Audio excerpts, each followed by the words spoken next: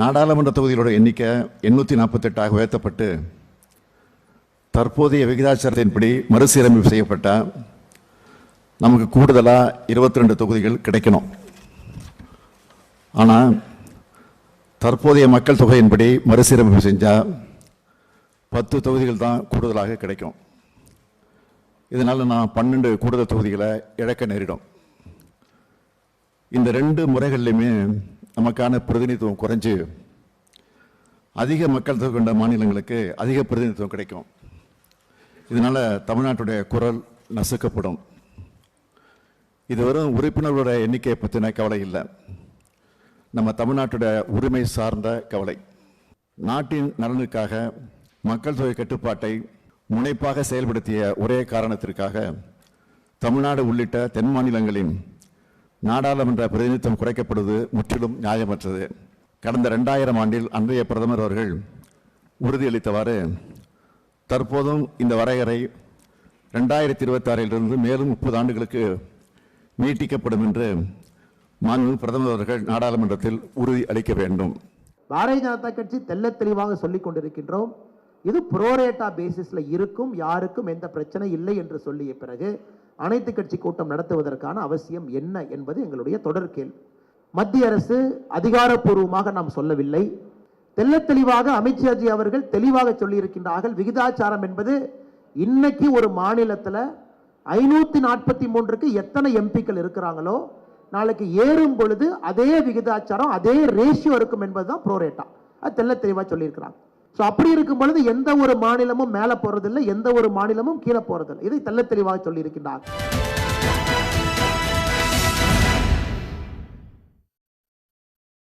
வணக்கம், இது கேள்விக்களம். நேற்றைய தினம் தமிழ்நாட்டுடைய முதலமைச்சர் திரு மு.க. ஸ்டாலின் அவர்கள் தலைமையில் நடந்த அனைத்து கட்சி கூட்டத்தினுடைய வெளிப்பாடு முடிவுகள் என்பது இன்றைக்கு இந்தியாவினுடைய தலைப்புச் செய்தியாக மாறியிருக்கிறது.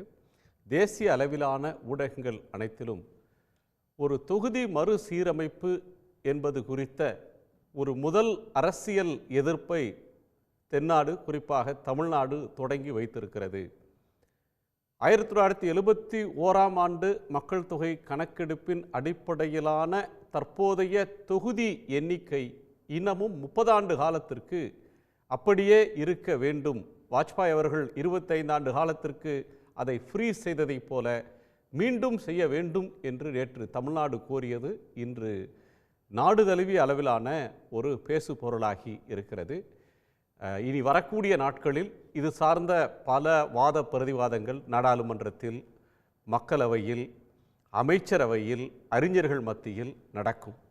இந்த பின்புலத்தில் இன்னொரு கோணம் இருக்கிறது. அரசியல் ரீதியாக தமிழ்நாடு இதை எவ்வாறு அணுகி கொண்டிருக்கிறது, ஆளும் ஒன்றிய அரசான பாஜக அரசு இதை எவ்வாறு எதிர்கொள்கிறது என்பது ஒரு கோணம். இன்னொன்று, மொழி சார்ந்த ஒரு விவகாரத்தில் ஒரு கொள்கை மோதலாகவே, ஒரு கருத்தியல் மோதலாக இன்றைக்கு மாறியிருக்கிறது. தமிழ்நாட்டுடைய பெருவாரியான கட்சிகள் ஒரு புறத்தில், இன்னொரு புறத்தில் தங்கள் கொள்கையில் 3வது மொழி என்கிற ஒரு கண்ணோட்டத்தோடு பாஜக மக்களை சந்தித்து அவர்களுடைய ஆதரவை கேட்கக்கூடிய ஒரு இயக்கத்தை மக்களிடம் சென்றிருக்கக்கூடிய ஒன்றுக்கு தயாராகி இருக்கிறார்கள். இது சார்ந்து நாம் பேச இருக்கிறோம். தமிழ்நாட்டு உரிமைகளை இந்த அனைத்து கட்சி கூட்டம் என்பது எந்த அளவுக்கு பாதுகாக்கப் போகிறது என்கிற கோணம். நம்மோடு காங்கிரஸ் கட்சியின் மூத்த தலைவர், முன்னாள் நாடாளுமன்ற சட்டமன்ற உறுப்பினர் திரு பீட்டர் அல்ஃபோன்ஸ் அவர்கள், பாரதிய ஜனதா கட்சியின் மாநில பொதுச் செயலாளர் திரு ராம சீனிவாசன் அவர்கள், எழும்பூர் தொகுதியின் சட்டமன்ற உறுப்பினர், திமுகவினுடைய செய்தி தொடர்பாளர் திரு பரந்தாமன் அவர்கள், அரசியல் விமர்சகர் திரு B.R. சீனிவாஸ் அவர்கள், அனைவருக்கும் வணக்கம். நான் பீட்டர் அவர்களுடைய முதற் பார்வையை கேட்கிறேன். நேற்றைய அனைத்து கட்சி கூட்டம் என்பது தமிழ்நாட்டுடைய எல்லைகளை தாண்டி இந்தியா அளவில் ஒரு முதன்மை செய்தியாக இன்றைக்கி இருக்குது. டெல்லியில் அச்சாகக்கூடிய இந்தியன் எக்ஸ்பிரஸில் தலைப்புச் செய்தியாக முதல் செய்தியாக அது இருக்குது. அரசியல் முக்கியத்துவம் வாய்ந்த ஒரு நகர்வாக அது வட இந்தியாவில் பார்க்கப்படுகிறது. ஏன் இவ்வளவு ஒரு சிக்னிஃபிகன்ஸ் நேற்றைய மீட்டிங்க்கு? இல்லாத அச்சத்தை கிளப்புவதாக பாஜக இதை விமர்சிக்கிறாங்க. தமிழ்நாட்டுக்கு பாதகமே ஏற்படாத ஒன்றுக்கு எதற்கு அனைத்து கட்சி கூட்டம்னு ஒரு கோரிக்கை, கேள்வியை முன்வைக்கிறாங்க. இல்லை, அதாவது அந்த இது இல்லாத தேவையே இல்லாத ஒரு அச்சத்தை கிளப்புவது என்கிற ஆர்கியூமெண்ட்டே அதை அவங்களுக்கே தெரியும், அது மிக தவறான விவாதம் என்று தெரியும். ஏன்னா பிரதமரே சொல்லியிருக்கிறார் 2026க்கு பிறகு நாடாளுமன்ற தொகுதி எண்ணிக்கைகளெல்லாம் மாற்றம் வரப்போகிறது. அப்பொழுது தென் மாநிலங்களுக்கு எண்ணிக்கை குறையக்கூடிய ஒரு அபாயம் இருக்கிறது என்று பிரதமரே பொதுக்கூட்டத்தில் பேசியிருக்கிறார். நம்முடைய கோயம்புத்தூருக்கு நம்முடைய உள்துறை அமைச்சரும் என்ன சொன்னார், அப்படி நிச்சயமாக அந்த டீலிமிட்டேஷன் எக்ஸசைஸை நாங்கள் மேற்கொள்ளுகின்ற போது இப்போ நம்ம அண்ணாமலை சொல்கிறார்ல ப்ரோரோட்டா பேசிஸ், அதை ஒரு இட்ஸ் எ வெரி பால்டு ஸ்டேட்மெண்ட். அது அந்த ப்ரோரோட்டா பேசிஸில் தமிழ்நாடுக்கு ஒரு சீட்டு கூட குறையாது அப்படின்னு அவரும் சொல்லியிருக்காரு. அப்போது இப்போ அண்ணாமலை சொல்கிறதையும் பிரதமர் சொல்கிறதை ஏற்றுக்கொள்கிறதா, உள்துறை அமைச்சர் சொல்கிறதை ஏற்றுக்கொள்கிறதா, அல்லது அண்ணாமலை இது தேவையில்லாத ஒன்று என்று சொல்லுகின்ற அந்த ஆர்குமெண்ட்டை ஏற்றுக்கொள்வதா? ரெண்டாவது அரசியல் சாசன சட்டத்தினுடைய அந்த கான்ஸ்டிடியூஷன் அமெண்ட்மெண்ட் ரொம்ப தெளிவாக சொல்லியிருக்கு. இந்த டீலிமிட்டேஷன் இந்த நம்பர் ஆஃப் சீட்ஸை ஃப்ரீஸ் பண்ணி இருக்கிறது 2025ஓட முடிஞ்சு போகுது. 2025க்கு பிறகு அந்த ஃப்ரீசிங் இல்லாமல் தட் பிகம்ஸ் ஓப்பன். அப்போது constitutional provision will start operating on it, செயல்பட ஆரம்பிக்கும். அப்படி செயல்பட ஆரம்பிக்கும் போது என்ன சொல்லப்படுகிறது என்று சொன்னால், மக்கள் தொகை கணக்கெடுப்பின்படி அந்த டீலிமிட்டேஷன் எக்ஸசைஸ் நடத்தப்பட வேண்டும் என்று சொல்லுகிறது. 2076ல் 42nd அமெண்ட்மெண்ட்டும் 1976ல் 42nd அமெண்ட்மெண்ட்டும் 2002ல் 84th அமெண்ட்மெண்ட்டும் ஒன்று காங்கிரஸ் பேரில் நடந்தது, இன்று அடல் பிகாரி வாஜ்பாய் அவர்கள் பிரதமராக இருக்கும்போது நடந்தது. ரெண்டுமே இதை போன்ற சூழ்நிலையில் எடுக்கப்பட்ட முடிவுகள் தான். அப்பொழுதும் தென் மாநிலங்கள் தங்களுக்கு இருக்கின்ற பயத்தை, தங்களுக்கு இருக்கின்ற அச்சத்தை, தங்களுக்கு நேரப்போகின்ற ஒரு மிகப்பெரிய ஒரு மதிப்பிழப்பை பாராளுமன்றத்திற்குள்ள அதை கவனத்திற்கு கொண்டு வந்ததின் காரணமாகத்தான் அன்றைய பிரதமர்கள் 2 பிரதமர்களும் ஒரு முடிவெடுத்து அதை பற்றி கவலைப்படாதீங்க, இதை நாங்கள் 25 வருடம் இதை ஃப்ரீஸ் பண்ணிடுறோம், அதான் நியாயம்னு சொன்னாங்க. இன்னைக்கு அதே கோரிக்கை தான் வைத்திருக்கிறோம். இன்னைக்கு அண்ணாமலை சொல்வதை ஏற்றுக்கொண்டு இந்த நாட்டில் தமிழ்நாட்டு மக்களோ அல்லது இந்தியாவில் உள்ளவர்களோ நம்முடைய நிலைப்பாட்டை எடுக்க முடியாது. பிரதமர் பாராளுமன்றத்தில் எப்படி ஜவஹர்லால் நேரு அவர்கள் ஒரு காலத்திலே நமக்கு இருக்கிற அச்சங்களை பற்றிய வாக்குறுதிகளை பாராளுமன்றத்தை கொடுத்தாரோ, இந்திரா காந்தி எப்படி கொடுத்தாரோ, அடல் பிகாரி வாஜ்பாய் எப்படி கொடுத்தாரோ, அதை போல இன்றைய பிரதமரும் தமிழ்நாட்டுக்கு மட்டுமில்லை, எங்கெல்லாம் இந்த டீலிமிட்டேஷன் வரும்போது பாதிப்புகள் இருக்குமோ அந்த அச்சப்படுகின்ற மாநிலங்கள் எல்லாவற்றுக்கும் ஒரு நியாயமான உறுதிமொழியை நம்முடைய பிரதமர் கொடுக்க வேண்டும் என்பதுதான் நேற்றைய நம்முடைய சர்வ கட்சியினுடைய அனைத்து கட்சி கூட்டத்தில் ஏற்பட்டிருக்கிற தீர்மானத்தினுடைய நோக்கம். ரெண்டாவது ஒன்று சொல்கிறேன், இன்னைக்கு கூட்டுறாங்க. இப்போ நமக்கு already started the negative population, இதில் நெகட்டிவ் growth ஃபேஸுக்குள்ளே நம்ம போயிட்டோம். இன்னைக்கு சீனாவுக்கு எப்படி அவங்களுக்கு வந்திருக்கிறதோ அதை போல நமக்கு இன்னும் 6-7 வருடங்களில் பாப்புலேஷன் குறைய ஆரம்பிச்சிடும். அப்போ குறைகின்ற போது திரும்ப இந்த எண்ணிக்கையை குறைக்க முடியுமா? அதுக்கு அதை பாராளுமன்றத்தில் நீங்கள் அதற்கு அன்றைக்கு பண்ணுவீங்களா? இது இது இன்னைக்கு 3-4 மாடலில் டீலிமிட்டேஷன் எக்ஸசைஸு பாராளுமன்ற எண்ணிக்கையை ஜனநாயகம், பாராளுமன்ற ஜனநாயகம் இருக்கிற நாட்களில் பல ப்ரொசீஜர் அவங்க பண்ணிட்டு தான் இதான் இந்த வெப்ஸ்டர்ஸ் ப்ரொசீஜருங்கிறதா மெத்தட் தான் நம்ம இப்போ ஃபாலோ பண்ணுறோம். அந்த வெப்ஸ்டர்ஸ் மெத்தடில் என்ன பல இடங்கள் என்னென்ன இருக்குன்னா, கான்ஸ்டுவன்சிஸை கான்ஸ்டண்ட்டாக வச்சுருக்கிறாங்க. யூரோப்பியன் பார்லமெண்ட் இருக்குது, அதில் நாடுகள், சின்ன நாடுகள், பெரிய நாடுகள் இருக்குது. ஆனால் பாராளுமன்ற தொகுதியுடைய அந்த ரெப்ரசன்டேஷன் ஃபிக்ஸ்ட். அதை போலத்தான் ஒரு உறுதிமொழியை நாம் கேட்கிறோம். அதை கொடுக்க வேண்டியது இன்றைக்கு ஒன்றிய அரசினுடைய கடமை.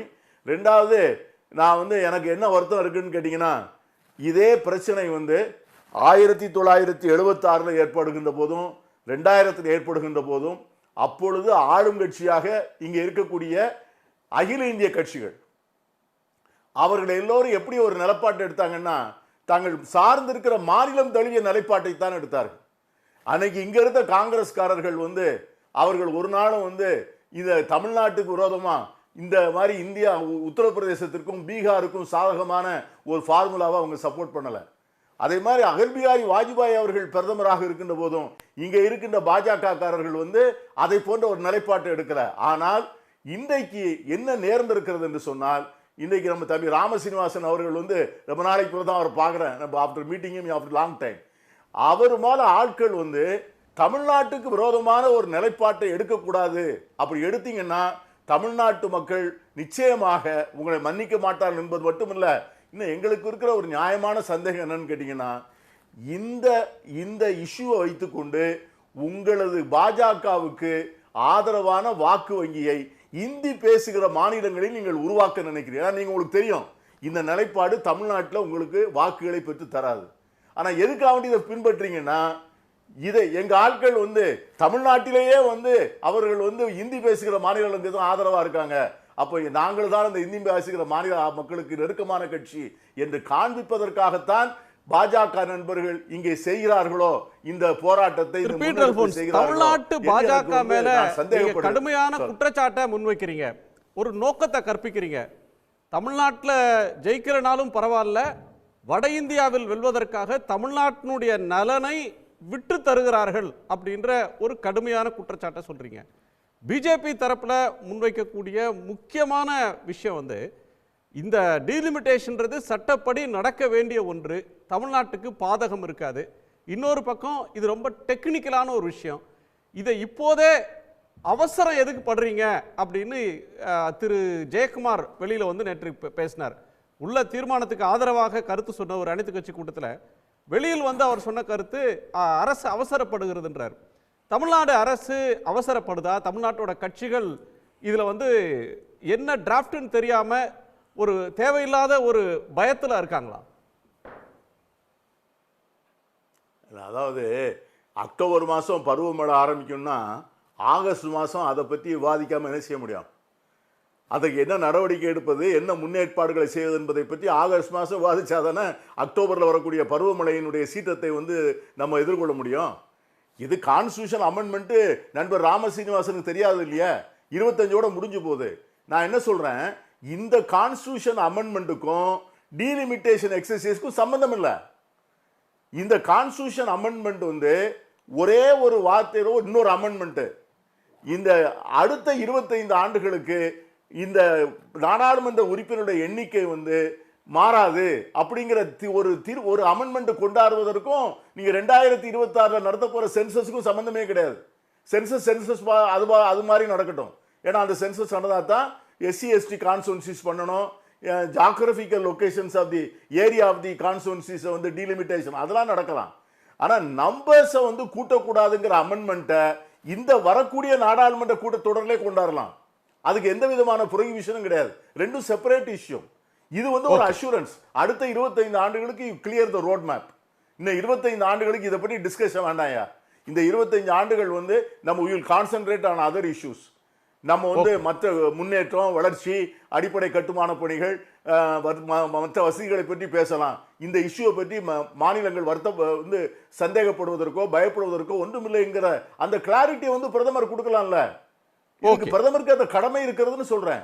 ஏற்கனவே பிரதமர்கள் செய்திருக்கிறார்கள், அதை இந்த பிரதமரும் செய்ய வேண்டும் என்று கேட்கிறோம். ஓகே, திரு ராமசீனிவாசன், பிரதமர் உத்தரவாதம் தரணும், இன்னும் 30 வருஷத்துக்கு இதுல எந்த ஆல்டரும் பண்ண மாட்டோம், தமிழ்நாட்டுக்குரிய பொலிட்டிக்கல் வெயிட்டேஜ் அப்படியே தொடரும் என்கிற உத்தரவாதம் தரணுன்றது தமிழ்நாட்டினுடைய அனைத்து கட்சி கூட்டத்தினுடைய கோரிக்கை. உங்க கூட்டணியில் இடம்பெற்றிருக்கக்கூடிய சில கட்சிகள் தொடங்கி பலரும் இந்த கருத்தை வலியுறுத்தி ஒரு குரல்ல பேசுனதை பார்ப்பீங்க. அவங்களோடது வந்து ஒரு ஜென்யூனான கன்சர்ன் அப்படின்னு பார்க்கிறதுக்கு பிஜேபி தவறுகிறதா அப்படின்றது முதல் கேள்வி. ரெண்டாவது, திரு பீட்டர் அவர்கள் சொன்னது மாதிரி ஒரு தேசிய கட்சியாக எந்த கட்சியில் வேணா ஒருத்தர் இருக்கலாம். ஒரு காலத்தில் காங்கிரஸ், இப்போது பிஜேபி இருந்தாலும் ஒரு மாநில நலன், மாநில உரிமை அப்படின்னு வருகிற போது அகில இந்திய தலைமையிடமே போய் எங்க மாநிலத்துக்கு பாதகம் செஞ்சிடாதீங்க அப்படின்னு ஒரு மாநில நலன் சார்ந்து கேட்கணும். அப்படி கேட்காமல் ஒரு முரண்பாடான நிலைப்பாட்டை தமிழ்நாடு பிஜேபி இப்போ எடுக்குது அப்படின்னு திரு பீட்டர் ஒரு குற்றச்சாட்டை சொல்றாங்க. இந்த இரண்டுக்கும் உங்களுடைய கருத்து? இல்லை, இப்போ முதல்ல பீட்டரன் அவர்களுக்கு வணக்கம். நான் அவரிடம் ஒரு கேள்வி கேட்க விரும்புகிறேன். இப்போ நடந்து கொண்டிருப்பது அரசியல் சாசனமா? பிரதமர் நரேந்திர மோடி அவர்கள் செயல்படுத்த நினைப்பது இந்திய அரசியல் சாசன சட்டத்தை அமல்படுத்துறது தானே. அவர் நல்லா தெரியும், இந்திய அரசியலமைப்பு சட்டத்தில் 82, 330 இவையெல்லாம் வலியுறுத்தி சொல்கிற ஒரு விஷயம் டீலிமிட்டேஷன். இன்னும் சொல்ல போனால் டீலிமிட்டேஷன் கமிஷன் அமைக்கணும்னு அரசியல் சாசன சட்டம் சொல்கிறது. டீலிமிட்டேஷன் கமிஷனில் யாரெல்லாம் இருக்கணுன்றதையும் அரசமைப்பு தான் வழிவகுத்திருக்கிறது. அதை பிரைம் மினிஸ்டரோ அல்லது ஆளும் கட்சியோ முடிவு செய்ய முடியாது. அதில் உச்ச நீதிமன்ற நீதிபதி ஓய்வு பெற்றவரோ பணியில் உள்ளவரோ இருக்கணும், எலெக்ஷன் கமிஷனர் இருக்கணும், இப்படி அது வரையறை செஞ்சிருக்கு. இதை ஒவ்வொரு சென்சஸுக்கு அப்புறமும் இதை செய்யணும்னு சொல்லியிருக்கோம். 1951 61 1961 நம்ம நாட்டினுடைய பாராளுமன்ற உறுப்பினர் எண்ணிக்கை 522 தான். 1971 தான் அது 543 ஆச்சு. இந்திரா காந்தி அம்மையார் கொண்டு வந்தாங்க. அதற்கப்புறம் தான் 76 25 வருஷத்துக்கு இதை ஃப்ரீஸ் பண்ணாங்க. அப்போ எமர்ஜென்சி. திரும்ப ஐயா வாஜ்பாய் அவர்கள் காலத்திலையும் ஃப்ரீஸ் பண்ணாங்க. இப்போ மறுபடியும் ஃப்ரீஸ் பண்ணுன்னா இது இந்த அரசமைப்பு விதி இருப்பதற்கான அவசியம் என்ன? ஒன்ஸ் ஃபார் ஆல் எடுத்து விடணும்னு நீங்கள் காங்கிரஸில் கோரிக்கை வைங்க, நாம் எல்லாரும் ஒத்துக்கிட்டா அதை எடுத்து விட்டலாம். இனிமேல் டீலிமிட்டேஷனே வேண்டாம். மக்கள் தொகை என்னவாக இருந்தாலும் ஒரு எம்பியினுடைய தொகுதி என்னவோ அதுதான் அவருக்கு. அதில் 50 லட்சம் மக்கள் தொகையோ 5 லட்சம் மக்கள் தொகையோ அதோடு நிறுத்திக்கொள்ளலாம் முடிவு பண்ணணும். இன்றைக்கி தொகுதிகள் பெருசாகி கொண்டிருக்கு. நகரமயமாக்கல்ல நாம் கற்பனை பண்ண முடியாத அளவுக்கு தொகுதிகள், சில தொகுதிகள் வீக்கி வெடிச்சிற அளவுக்கு இருக்குது. இன்றைக்கி தென் சென்னை தொகுதியினுடைய வாக்காளர் எண்ணிக்கைக்கும் கிராமப்புறங்கள் தொகுதிகளுடைய வாக்காளர் எண்ணிக்கை சம்பந்தமே இல்லை. அவ்வளவு அதிகமான தொகுதிகள் வாக்காளர்கள் இருக்கிறாங்க. இதெல்லாம் முன்னால இல்லை, 40-50 வருஷத்துக்கு முன்னால இல்லாத ஒரு பொது ட்ரெண்ட் இது. தமிழ்நாட்டில் மாத்திரம் 40 லட்சம் பேர் தமிழ்நாட்டுக்கு வெளியில இருக்காங்க. இல்ல ஒரு பாயிண்ட் சார், கடைசியாக தொகுதிகளை மறுவரையறை செய்து இப்போ கோபிச்செட்டிப்பாளையம்னு ஒரு தொகுதி இருந்தது, அது திருப்பூர்னு மாற்றினாங்க. கும்பகோணம்னு ஒரு தொகுதி இருந்தது, அது இல்லாமல் போனது. ஸ்ரீபெரும்புதூர்னு புது தொகுதி உருவானது.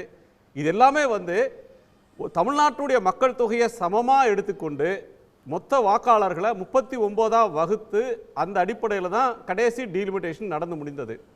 நீங்கள் சொல்கிற 61 சென்சஸ்லேருந்து 71 சென்சஸ் போகிற போது தமிழ்நாட்டுக்கு அப்போதே பிரதிநிதித்துவம் குறைந்தது 2 அப்படின்ற ஒரு ஆதங்கமும் இருக்குது.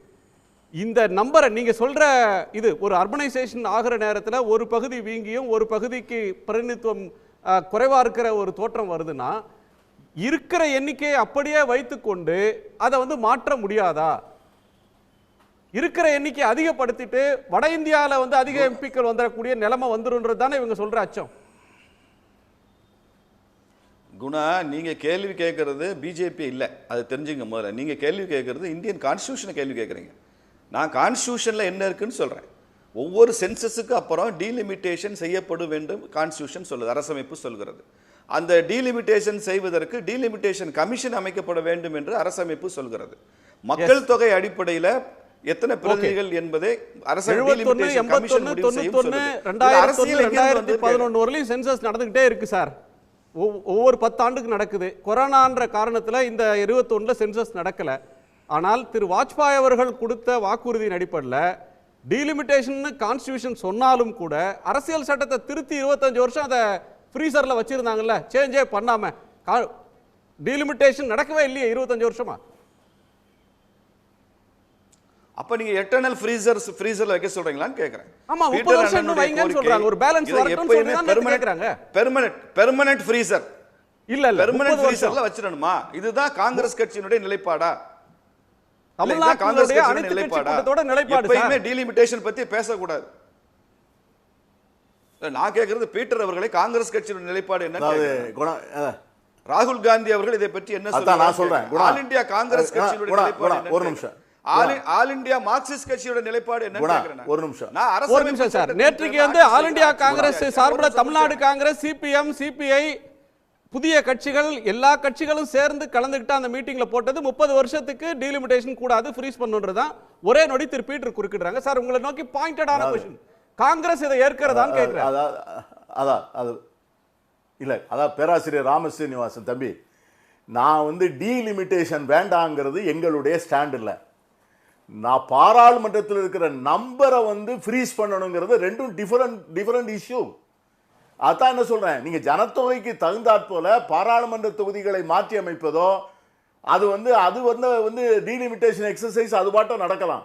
நம்ம எடுக்கிற கொள்கை முடிவு என்னன்னு கேட்டீங்கன்னா, இந்த நம்பர் ஆஃப் கான்ஸ்டிட்யூன்சிஸை இன்னும் 25 ஆண்டு, நான் அதை தான் சொல்றேன். இப்போ ஸ்டார்டட் நெகட்டிவ் growth.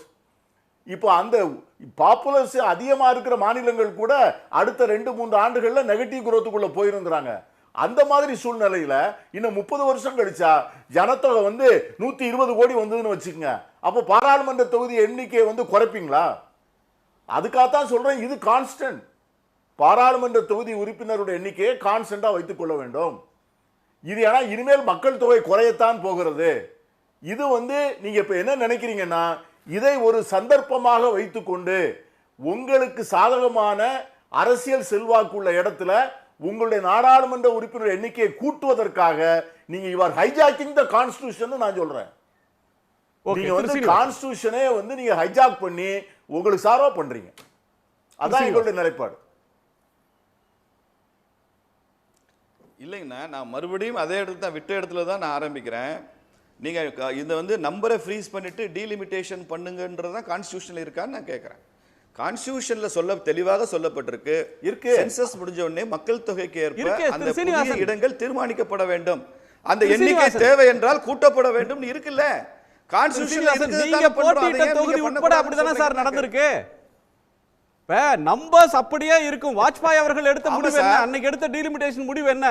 கான்ஸ்டிடியூஷன் எதுக்கு ஜெட்லி முன்மொழிஞ்சு அந்த கான்ஸ்டிடியூஷன் அமெண்ட் பண்ணாங்க?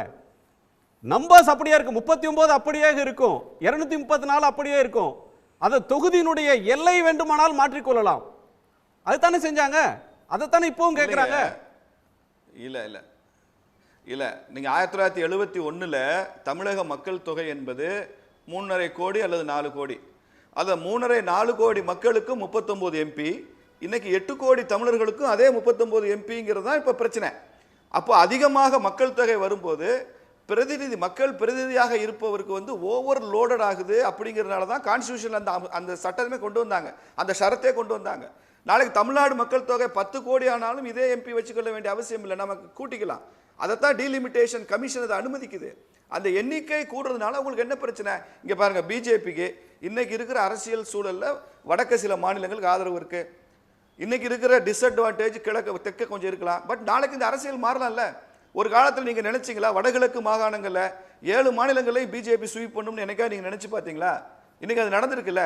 அப்ப நாளைக்கு தெற்கே அது நடக்காது. என்ன இருக்கு? எங்களுக்கு 140 கோடி மக்களும் தான் முக்கியம், எல்லா மாநிலங்களும் தான் முக்கியம். அரசமைப்புல சொல்லப்பட்டிருக்கு என்பதனால தான் அதை செய்யறமே தவிர எங்கள் அரசியல் அல்ல அது. ரெண்டாவது இன்னொரு விஷயம் கேட்கிறேன், இந்த டீலிமிட்டேஷனோட சேர்த்து பெண்களுக்கான இடஒதுக்கீடு இதுல சேர்த்தே வருது. அப்படி சேர்த்து வரும்போது 846 இல்லாமலே பண்ணிருக்கலாம் சார்.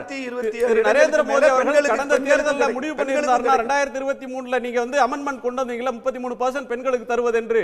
டீலிமிட்டேஷன் இல்லாமலேயே தமிழ்நாட்டில் உள்ளாட்சி பிரதிநிதிகள் 50% கொடுத்தாச்சு. நீங்கள் விரும்பி இருந்தா இருக்கிற சீட்லயே எது பெண்களுக்கானதுன்னு நீங்க கொடுத்திருக்க முடியும். மாறாக நீங்க சென்சஸோடையும் அதுக்கு பிறகு டீலிமிட்டேஷனோடையும் அதை லிங்க் பண்ணி ஒரு சட்டத்தை கொண்டு வந்துட்டீங்க. இதே இதுல பெண்களுக்கு கொடுத்திருக்க முடியுமே. ஆமா, அது காரணம் என்னன்னா, இந்த 543 தொகுதி இருப்பதனால தான் இந்த நாட்டினுடைய பிரதான கட்சிகள் தங்கள் இடம் பறிபோய் விடும் என்பதனால தான் பெண்களுக்கான இடஒதுக்கீட்டை அவங்க மறுத்துக்கிட்டு இருந்தாங்க. அந்த பிரச்சனைக்கு ஒரு பெரிய தீர்வு கண்டிருக்கிறார். நீங்க சோனியா காந்தி லோக்சபால சட்டப்படி கொடுக்கணும்னு சொல்லலன்னா கட்சிகள் தருவதில்லை. அது நடைமுறையில பார்த்தது. பெண்கள் தலைமை தாங்கின கட்சியிலேயே, அது ஜெயலலிதா அவர்கள் தலைமை தாங்கின கட்சினாலும் சரி, மாயாவதி தலைமை தாங்கின கட்சினாலும் சரி, சோனியா காந்தி தலைமை தாங்கின கட்சினாலும் கூட கான்ஸ்டிடியூஷன் மேண்டேட் பண்ணலன்னா, ரிசர்வ்டு அப்படின்னு சொல்லலன்னா இன்னைக்கு எஸ்சிக்கு இடம் இருக்காது, ரிசர்வ்டு அப்படின்னு சொல்லலன்னா பெண்களுக்கு இருக்காது. அதுதான் இன்னைக்கு இருக்கிற யதார்த்தம். இப்ப நீங்க சொல்றது மாதிரி நம்பர்ஸ் அதிகமாயிட்டதுனாலயே இதுவரைக்கும் நீங்க செய்யல. ரிசர்வ் சீட் இல்ல, விமனுக்கும் எஸ்சி எஸ்டி ரிசர்வ் இல்லன்னா கட்சிகள் நிறுத்திடுவாங்களா? பெண்களுக்கு நீங்க இடஒதுக்கீடு நீங்க கொண்டு வரல, அதை மோடி கொண்டு வந்திருக்கிறார். இத்தனை வருஷமா நீங்க எல்லாரும் தமிழ்நாட்டுல 50% இருக்கு சார். உள்ளாட்சி தேர்தல்ல 50% இருக்கு சார். மோடி கொண்டது 33 கொண்டு வர சொன்னதாக இன்னும் கொண்டு வரல அவரு. தமிழ்நாட்டுல 50%ல உள்ளாட்சி தேர்தல் நடந்து முடிஞ்சிருக்கு sir. 50 mayor, 50% mayor, 50% municipal chairman, 50% councillor sir. Jayalalithaa கொண்டு வந்தாங்க, நீங்க கொண்டு வரல, திமுக கொண்டு வரல, ஜெயலலிதா கொண்டு வந்தாங்க. மத்திய பிரதேசத்துல ஏற்கனவே சிவராஜ் இல்ல, அப்புறம் யார் கொண்டு வந்தாங்க? பரந்தாமனுடைய கோணத்துக்கு வந்துடுறேன். ஓகே, பரந்தாமன், எண்ணிக்கை கூடுறதுனால உங்களுக்கு என்ன பிரச்சனை? மக்களுக்கான நன்மை தானே இது, அரசியல் சட்டம் சொல்றது தானே செய்யறாங்க அப்படின்னு சொல்றேன். அரசியல் சட்டம் சொன்னது தான். வாஜ்பாய் பிரதமராக இருந்தபோது கூட அந்த திருத்தத்தை கொண்டு வந்து ஃப்ரீஸ் பண்ணி வச்சாங்க. அதே அரசியல் சட்டம் தான். அப்போது நீங்கள் அரசியல் சட்டத்தின்படி பண்ணுறீங்களா இல்லை அரசியல் பண்ணுறீங்களான்ற ஒரு கேள்வி கேட்டார். மோடி அவர்கள் வந்து அரசியல் சாசனத்தை பண்ணுறாரு, நீங்கள் அரசியல் பண்ணுறீங்கன்னு சொல்லி பேராசிரியர் பேசும்போது தொடக்கத்தில் சொன்னார். அரசியல் சாசனத்தின் மீது அரசியல் பண்ணுறாங்க பாரதிய ஜனதா கட்சி. இதுதான் விஷயம். நீங்கள் வந்து ஒரு அரசியலமைப்பு சட்டத்தில் மக்கள் தொகை அப்படிங்கிற ஒரு கணக்கெடுப்பு அந்த சரத்தில் சொல்லப்பட்டிருக்கு, இந்த ஒன்றை மட்டும் பிடிச்சிக்கிட்டு ஸோ பாப்புலேஷன் பேஸ் பண்ணி தான் போகணும், பாப்புலேஷன் பேஸ் பண்ணி தான் போகணுன்னா இந்த பாப்புலேஷன் பேஸ் பண்ணி போகிறது ரைட் ஃப்ரம் 51 இருக்குது. 2 முறை அதுக்காக திருத்தம் கொண்டு வந்து நிறுத்தி வச்சுருக்கிறாங்க. ஸோ அந்த அரசியல் சாசன சட்டத்தில் சொல்லப்பட்டது தான் ஏற்கனவே இவங்க பிரதமர் இவங்களுடைய கட்சி ஆட்சியில் இருக்கும்போது நடைபெற்றதுன்றதை வந்து பேராசிரியர் கன்வீனியண்ட்டாக மறந்துடுறாரு. இன்னொன்று டீலிமிட்டேஷன் பற்றி பேசும்போது தொகுதி எல்லை வரையறை இதெல்லாம் பேசும்போது இப்போ நார்த் ஈஸ்டர்ன் ஸ்டேட்ஸில் வந்து ஒரு காலத்தில் பிஜேபி வருமா அப்படின்னு எதிர்பார்த்தீங்கன்னா ஒரு கேள்வி கேட்குறாங்க. இப்போ இங்கே பூனைக்குட்டி வெளியே வந்துருச்சு. நீங்கள் அரசியல் பற்றி தான் பார்க்குற, அரசியல் சூழ்நிலை மாறும்னு பேசுகிறார். நாம் அரசியல் சூழ்நிலைக்காக டீலிமிட்டேஷனை பற்றி பேசலை, பாப்புலேஷன் கண்ட்ரோல் ஆகும் எதிர்காலத்தில் ஒரு வாய்ப்பை கொடுக்கணும். ஏன்னா பர்த் கண்ட்ரோல் கேட்குற ஆர்குமெண்ட் வந்து 543 அப்படியே இருக்கணுமா? நீங்க வந்து 71 மக்கள் தொகைக்கு 543 ஓகே, இன்னைக்கு பல மடங்கு பெருகி இருக்கு, மக்களுக்கு வந்து சேவை செய்யறதுக்கு அதிக எம்பிக்கள் வேண்டாமா? நல்ல கேள்வி வைக்கிறார். இந்த 543 நாடாளுமன்ற உறுப்பினர் வச்சு தான் அந்த 145 கோடி மக்கள் வந்து இன்னைக்கு இந்தியா வந்து பல திட்டங்களை போட்டு முன்னேறிக்கிட்டு இருக்கு. இன்னைக்கு வந்து இந்த இதே 145 கோடி மக்களுடைய பிரதிநிதிகளாக தான் அந்த 543 பேர் இருக்கிறாங்க. நீங்கள் எண்ணிக்கைகளை நீங்கள் கூட்டுவதில் பாப்புலேஷன் ஒன்று வைக்கும் போதில் அங்கே ஒரு சிக்கல் இருக்குது. அப்போது பர்த் கண்ட்ரோல் குடும்ப கட்டுப்பாட்டு நடைமுறைப்படுத்தின மாநிலங்கள் பாதிக்கப்படுது. அதை பற்றின ஒரு கிளாரிட்டி இல்லையே கவர்மெண்ட்டிட்ட. நீங்கள் வந்து நாங்கள் சொன்ன விஷயங்கள்லாம் செஞ்சுருக்கீங்க. உட்கட்டமைப்பில் வளர்ந்த மாநிலங்கள், கல்வி கட்டமைப்பில் வளர்ந்த மாநிலங்கள், பெண்களுக்கான வேலைவாய்ப்புகள் அதிகமாக கொடுக்கப்பட்ட மாநிலங்கள், இந்த மாதிரி ஏதாவது ஒரு க்ரைட்டீரியா வைங்க. இதெல்லாம் நீங்கள் பண்ணியிருக்கீங்க, உங்களுக்கு அதிகமான எம்பிஸை கொடுக்குறேன்னு சொல்லுங்கள். இதையெல்லாம் வந்து பை டிஸ்கஷன் இதை பேச வர சொல்லி தான் நாங்கள் கேட்குறோம். இதையெல்லாம் பேசுறது எப்போ வரும்னா, இன்னைக்கு அனைத்து கட்சி கூட்டத்தில் இதை 30 ஆண்டு காலத்துக்கு ஒதுக்கி வைங்கன்னு சொல்லும் போது இது இடைப்பட்ட காலத்தில் நம்ம பேசலாம். நீங்கள் புது கோணத்தை சொல்கிறீங்க. இதுவரையிலும் வந்து மக்கள் தொகை அடிப்படையில் ஒரு 1.5 லட்சம் பேருக்கு ஒரு எம்எல்ஏ, 2 லட்சம் பேருக்கு ஒரு எம்எல்ஏ, 15 லட்சம் பேருக்கு ஒரு எம்பி, 18 லட்சம் பேருக்கு ஒரு எம்பின்றது தான் டீலிமிட்டேஷனில் நடந்திருக்கிற ஒன்று. நிலப்பரப்பு பெருசு சிறுசு அப்படின்னு பார்க்கல. ஆமாம், மக்கள் தொகை தான் ஒரு கணக்கீடா. 234 தொகுதிக்கும் அப்படித்தான் இருந்தது, 39க்கும் அதுதான், 543க்கும் அதுதான். இப்போ நீங்கள் சொல்கிறது வந்து நீங்கள் ஹியூமன் டெவலப்மெண்ட் இண்டெக்ஸை ஒரு வெயிட்டேஜாக வச்சுக்கோங்க. காரணம் என்னன்னா, நீங்கள் வந்து கல்வியில் படிச்சிருக்காங்களான்றதுக்கு வெயிட்டேஜ் வச்சுக்கோங்க. இப்படிலாம் இதுவரையிலையும் யாரும் சிந்திக்கல. இதுதான் காரணம் என்னன்னா, நீங்கள் மக்கள் தொகையை முன்னிறுத்துறீங்க. இப்போது 1971 4.11 கோடி தமிழ்நாட்டினுடைய மக்கள் தொகை. அன்றைக்கு உத்தரப்பிரதேசனுடைய மக்கள் தொகை 8 கோடி. ஆனால் இன்னைக்கு 2011 மக்கள் தொகை கணக்கெடுப்பு சென்சஸில் 7.21 கோடி தமிழ்நாட்டினுடைய பாப்புலேஷன், 19 கோடி உத்தரப்பிரதேசனுடைய பாப்புலேஷன். 40 வருஷத்தில் தமிழ்நாட்டினுடைய பாப்புலேஷன் வெறும் 3 கோடி தான் உயர்ந்திருக்கிறது. ஆனால் உத்தரப்பிரதேசம் 8லேருந்து 19 கோடிக்கு எகிரி இருக்குது. ஸோ அங்கே அதை வந்து அவங்க கட்டுப்படுத்தலை, ஆனால் தமிழ்நாடு கட்டுப்படுத்தியிருக்கு. அப்போ அதுக்கான ஒரு வெயிட்டேஜ் கொடுக்கணுமா இல்லையா? நாங்கள் கட்டுப்படுத்தணுன்ற காரணத்துக்காக எங்களுக்கு எண்ணிக்கை குறையும் போது நாங்கள் கல்வியில், பொருளாதாரத்தில், கட்டமைப்பில் நாங்கள் வந்து இந்தியாவினுடைய முன்னேற்றத்துக்கு தமிழ்நாடு கை கொடுத்துருக்கு, தமிழ்நாடு பங்களிப்பு கொடுத்துருக்கு. அப்போ இந்திய நாடாளுமன்றம் வந்து இந்திய நாடாளுமன்றத்தில் தமிழ்நாட்டுடைய குரல் அதிகமாக இருக்கணுமே தவிர குறையக்கூடாது. அப்போ அதுக்கான ஒரு கிரைட்டீரியா, வழிமுறை இப்போ வந்து இன்னொரு கணக்குன்னு வச்சுக்கிட்டிங்கன்னா, குடும்ப கட்டுப்பாடு திட்டம் வர்றதுக்கு முன்னாடி உள்ள சென்சஸ் 71, குடும்ப கட்டுப்பாட்டுக்கு பின்பு வந்தது 81. அதனால 71 அப்படின்னு வச்சுக்கிறீங்க. கரெக்ட். பட் எவ்வளவு காலத்துக்கு அதை வைத்துக் கொள்வீர்கள்? இன்னைக்கு நாடு பெருசாயிடுச்சு, பார்லிமெண்ட்டை பெருசா கட்டி வச்சிருக்காங்க. கரெக்ட். அப்போ வந்து வட மாநிலங்கள்ல அந்த குடும்ப கட்டுப்பாடுன்ற நிலைப்பாட்டை பற்றி என்ன பேசுகிறாங்க அரசியல் கட்சிகள்? அப்போ அந்த கட்டுப்பாடை விதித்த அந்த விதி வந்து தப்பா? அப்போ கடைபிடிக்கிற மாநிலங்கள் தப்பா? அது என்ன சொல்கிறாங்க? அதை பற்றின கிளாரிட்டி இல்லையே. இல்லை நாங்கள் வந்து நீங்கள் குடும்ப கட்டுப்பாடை நீங்கள் எடுத்துக்கிட்டால் நாங்கள் என்ன பொறுப்பு அதுக்கு அப்படின்னு சொல்லி கேட்குறாங்களா பாரதிய ஜனதா கட்சி? இதையெல்லாம் கணக்குகளுக்கு எடுத்து தான் சார் கடந்த பிரதமர்கள்லாம், அம்மையார் இந்திரா காந்தியாக இருக்கட்டும் அல்லது அடல் பிகாரி வாஜ்பாயாக இருக்கட்டும், சரி இது காலப்போக்கில் இது இப்போ வந்து கட்டுப்பாட்டுக்கு எதிர்காலத்தில் வரும் அப்படிங்கிற ஒரு நம்பிக்கை. இப்போ அண்ணன் பீட்டர் சொன்ன மாதிரி வளர்ந்துச்சுன்னா குழந்தை பெற்றுக்கொள்வது குறைஞ்சிரும், பெண்கள் வேலைக்கு போறது அப்படின்றதும் எஜுகேஷன் வளர்ந்ததுன்னா குறைஞ்சது அரசாங்கம். இப்போ வந்து யாரும் குடும்ப கட்டுப்பாட்டுக்கு பிரச்சாரம் செய்யறது இல்லை சார். ஒரு காலகட்டத்தில் டிவி தொலைக்காட்சிகள் எல்லாம் வந்து சொல்லிட்டு இருந்தாங்க சார். இது தமிழ்நாடு ஏன் வந்து இது ரொம்ப எஃபெக்டிவ் மேனர் இருந்ததுன்னா, அந்த சமூக பொருளாதார பகுத்தறிவு சித்தாந்தங்கள் தமிழ்நாட்டில் இயற்கையாகவே கிடைச்சிது. பெண்களுக்கான கல்வி உரிமை, பெண்களுக்கான சொத்துரிமை, பெண்களுக்கான வேலைவாய்ப்பு உரிமை, இதையெல்லாம் பற்றி ஒரு புரிதல் தமிழ்நாட்டில் இருந்த காரணத்தினால தான் திருமணம், குழந்தை அல்லது திருமணத்துக்கான வயது எல்லாவற்றிலும் வந்து ஒரு பகுத்தறிவு சிந்தனையோடு அப்ரோச் பண்ண காரணத்தினால தான், வெறும் குடும்ப கட்டுப்பாடு மட்டும் இல்லை, இந்த பகுத்தறிவு சித்தாந்தமும் தமிழ்நாட்டுக்குள்ள இருந்த காரணத்தினால தான் இன்னைக்கு நம்ம குழந்தை பேரை கட்டுப்படுத்தி கொண்டு வந்திருக்கோம். இன்னைக்கு உத்தரப்பிரதேசம் என்ன சார் இருக்கு, எவ்வளோ பாப்புலேஷன் இன்க்ரீஸ் ஆகிக்கிட்டே இருக்கு, அதுக்கு என்ன ரோட் மேப் வச்சிருக்காங்க அந்த மாநில அரசுகள்லாம்? இப்போ அதை பற்றின ஒரு கட்டுப்பாடு என்ன? ஏன் ஒன்றிய அரசு அதுக்கு ஒரு கடிவாளத்தை போட மாட்டேங்குது? நீங்கள் குடும்ப கட்டுப்பாடை நீங்கள் வந்து ஸ்ட்ரிக்டாக இம்ப்ளிமெண்ட் பண்ணணும், டேக்ஸ் உங்களுக்கு அதிகமாக கொடுக்குறோம், வரக்கூடிய வருவாயெல்லாம் உங்களுக்கே அதிகமாக கொடுத்துட்டு இருக்கோம் அப்படின்ற மாதிரி ஒரு அண்டர்ஸ்டாண்டிங், ஒரு டிபேட்டே இல்லையே. அட்லீஸ்ட் இப்போயாவது அந்த டிபேட்டை கொண்டு வாங்க தான் நாங்கள் கேட்குறோம். திரு சீனிவாசன், உங்கள் கோணம். முதல் விஷயம், கல்யாணமே இன்னும் நடக்கலை, குழந்தைக்கு என்ன பேர் வைக்கணும் அப்படிங்கிற ஒரு ஸ்டைலில் தான் இந்த விவாதம் போயிட்டுருக்கு. குழந்தை பெற்றுக்காதீங்கன்றதுனால வந்து பிரச்சனை தான். அதனால தான் இந்த எக்ஸாம்பிளே நான் சொல்கிறேன். ஸோ பாப்புலேஷன் சென்சஸ் குழந்தை கட்டுப்பாடு விதிகள் 76 வந்ததுனால தான் போஸ்ட்போன் பண்ண வேண்டிய கட்டாயம் வந்தது.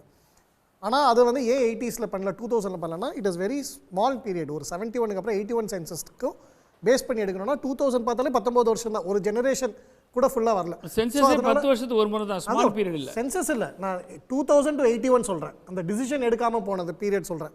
ஸோ ஒரு 20 இயர்ஸுங்கிறதே ஒரு ஜெனரேஷன் தான். ஸோ அப்போ ஒரு ஃப்ரீஸ் பண்ணுறவங்கிறது பெருசாக தெரியாது. ஆனால் ஒரு 50 வருஷம் கிட்ட ஆனது பிறகு, 2025 50 வருஷம் ஆன பிறகு இது ஒரு பெரிய விஷயம். அதனால் அப்போ இருக்கிற நம்பர்ஸ்க்கு எல்லாருக்குமே தெரியும், 55 கோடியிலே இன்றைக்கி 145 கோடியாக இருக்குது. ஸோ அன்றைக்கி 55 கோடியில் இருக்கிறதுக்கும் 145 கோடி 150க்கு ப்ரொஜெக்ட் ஆகிட்டு போகிட்டு இருக்கும்போதும் ஒரே நம்பர்ஸ் இருக்கணுங்கிறது சரியாக இருக்காது. அதனால் ஒரு டிசிஷன் எடுக்க வேண்டிய சூழ்நிலை ஒன்று. ரெண்டாவது, சார் சொன்னார் இந்த மாதிரி என்ன கிளாரிட்டினே தெரியல, நம்மளை வந்து பாப்புலேஷன் கண்ட்ரோலில் நம்ம தென் மாநிலங்கள் நல்லா பண்ணலாம், பனிஷ் பண்ணணுமா அப்படின்னு. திரு மோடி அவர்கள் அந்த பேச்சை கேட்டாலே தெரியும், அவர் தெளிவாக சொல்கிறார், சதர்ன் ஸ்டேட்ஸ் நல்லா பர்ஃபார்ம் பண்ணிக்கிறனால அவர்கள் தண்டிக்கப்பட மாட்டார்கள் அப்படின்னே சொல்லியாச்சு. ரெண்டாவது, ப்ரோரேட்டானு திரு அமித்ஷா அவர்கள் சொல்லும் பொழுதே, ப்ரோரேட்டான இப்போ இருக்கிற 7.2%, 3% வாட் எவர் கான்ட்ரிபியூஷன் தமிழ்நாடுக்கு இருக்கோ அதே தான் மெயின்டைன் ஆகும். அதுதான். அப்போ அதே மெயின்டைன் ஆகும்னா என்ன அர்த்தம்? 71 சென்சஸ் தானே பேஸ் ஆகிடுது. 71 சென்சஸ் படி தான் 7. அத வந்து பிரைம் மினிஸ்டர் இன் கேட்டகாரிக்கல் டர்ம்ஸ் இன்னைக்கு வந்து நமக்கு வந்து கல்யாணமே நடக்கலையே. 100 MP இருந்தா 7.2 தமிழ்நாட்டுக்கு, ஒவ்வொரு ஸ்டேட்டுக்குமான வெயிட்டேஜ் இருக்கு. ஆமா. இப்ப தமிழ்நாட்டு முதலமைச்சர் தொடங்கி தமிழ்நாட்டில் இருக்கிற அரசியல் கட்சிகளுக்கு இருக்கிற அச்சம் என்னன்னா, 100 MP 7.2 தமிழ்நாடு, 200னா 14.4. உள்துறை அமைச்சர் கிளாரிஃபை பண்ணிட்டார். இதுவரை மாநிலங்கள் தண்டிக்கப்படாதுன்னு பிரைம் மினிஸ்டர் கிளாரிஃபை பண்ணிட்டார். இதுவரையிலும் வந்து எம்டி ப்ராமிஸா இருக்கே தவிர, ஒரு நாடாளுமன்றத்துல ஒரு அனைத்து கட்சி கூட்டமோ இது சம்பந்தமான விவாதமோ எப்ப எடுக்குமோ அது அடுத்த வருஷம் வரப்போகுது சார். இல்ல அதுதான் அடுத்த வருஷம் வரப்போகுது. நீங்க வந்து என்ன சொல்லணும், 543ன்றதை இந்த ரேஷியோல தான் நாங்க இது பண்றோம், இது வந்து 888 ஆகுமா 1000 ஆகுமா, இதுல இருந்து 25% ஏத்தி எல்லோருக்கும் பிரிச்சு கொடுக்க போறோமா, இப்படி எந்த ப்ரொபோசலுமே தர மாட்டாங்களே. இன்னும் வரவே இல்லை. அதுதான் நான் சொல்றேன். So when you will cross the bridge when you come to it ன்னு சொல்ற மாதிரி அந்த ப்ரொபோசல் எப்ப வருமோ அது வரப்போகுது. இப்போ திரு சந்திரபாபு நாயுடு அவர்கள் இன்னைக்கு தெளிவாக சொல்லியிருக்கார், பாப்புலேஷன் கண்ட்ரோல் வேற, டீலிமிட்டேஷன் எக்ஸைஸ் கண்ட்ரோல் வேற, ரெண்டுத்தையும் பத்தி அச்சப்படுத்தல. ஸோ 26ல பாப்புலேஷன் சென்சஸ் எடுக்க போறோம், டீலிமிட்டேஷன் வந்து கான்ஸ்டிடியூஷனுடைய ஒரு கான்ஸ்டிடியூன்சியோடைய பவுண்டரியை திருத்தி எழுதுறது சார். ஒரு காலத்துல சேப்பாக்கு தனியா இருந்துச்சு, திருவல்லிக்கேணி தனியா இருந்து, இப்ப ரெண்டும் ஒன்றாகுது. நான் தான் சொல்றேன். ஸோ அதனால பிரித்து பார்க்கும்போது இன்னைக்கு அதை பற்றி பேசலை. இப்போ ஒன் நேஷன் ஒன் எலெக்ஷனோ வேறு ஏதாவது ஒரு விஷயம் வரும்பொழுது அனைத்து கட்சி கூட்டத்தை கூட்டி தான் எல்லா கட்சிட்டையும் ஒரு அபிப்பிராயம் வாங்கி தான் சென்ட்ரல் கவர்மெண்ட் பண்ணுது. ஸோ அதே மாதிரி இது இப்போ பண்ணும்போது திமுகவோ மற்ற கட்சிகளோ அதுக்கு அவங்களுடைய கருத்தை சொல்லலாம். வேணும். ஆனால் the government has its own prerogative. They have the right when to do this ன்னு அவங்களுக்கு தெரியும். அப்படி தெரியும் போது கவர்மெண்ட் மட்டும் சம்பந்தப்பட்ட ஒண்ணு இல்ல, ஒரு அரசு ஊழியர்கள் எல்லாரையும் கேட்கணும்னு சொல்றேன். இது வந்து ஸ்டேக் ஹோல்டர்ஸ் யாரு, இந்தியால இருக்கிற எல்லா கட்சிகளும், எல்லா அரசுகளும், எல்லா மாநில அரசுகளும், எல்லா கட்சிகளும் தான் ஸ்டேக் ஹோல்டர்ஸ். அதனால எல்லா டீமே தான் கேட்டு பண்ணணும்ங்கறது என்னோட பார்வை. அதுதான் நடக்கும் அப்படின்னு சொல்றேன். ஆனா இல்ல சார், இது வந்து 39 MP 543 மட்டும் இல்ல, தமிழ்நாட்டுல 234 MLA இருக்கிறது, அது 400 ஆக்கணுமா 350 ஆக்கணுமா, அதுதான் எல்லாமே 234 அப்படியே வைத்துக் கொள்ளலாம். இது எல்லாமே வந்து பாஜகவுக்குமே இல்ல மாற்று கருத்து இல்ல. எல்லா மாநில அரசுகளோடையும் கலந்து பேசணும், எல்லா அரசியல் கட்சிகளோடையும் கலந்து பேசணும். யாருக்காவது கிரீவன்ஸ் இருந்ததுன்னா நீங்க அதை அட்ரஸ் பண்ணணும். இதுல யாருக்கா மாற்று கருத்து இருக்கா? இல்ல இதுவரை மாட்டோம் சொல்லிருக்காங்களா? இல்ல இது பண்ண மாட்டோம் சொல்லிருக்காங்களா?